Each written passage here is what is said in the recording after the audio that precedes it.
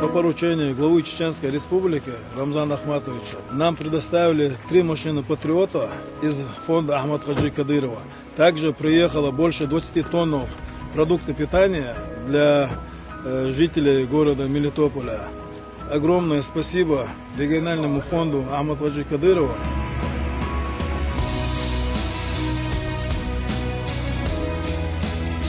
Спасибо большое Рамзану Кадырову за помощь, за то, что обеспечивает нас. Спасибо, Кадыров. Мужики, спасибо большое. Спасибо, Рамзан Ахматович Кадыров, за помощь.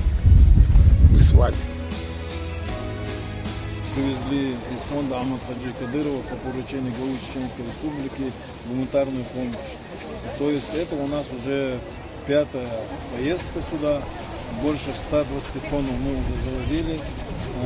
Гуманитарная помощь была в основном направлена для военных, которые находятся по постам. То есть и вот оставили еще для граждан, которые здесь нуждаются.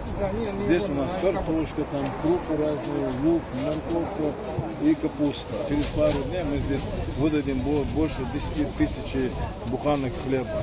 Я уже говорила, еще раз подчеркну. Вот эта помощь, она очень существенна. Она помогает нам выжить вот эти переходной период. Самую существенную помощь продуктовую нам оказывает именно Чечня.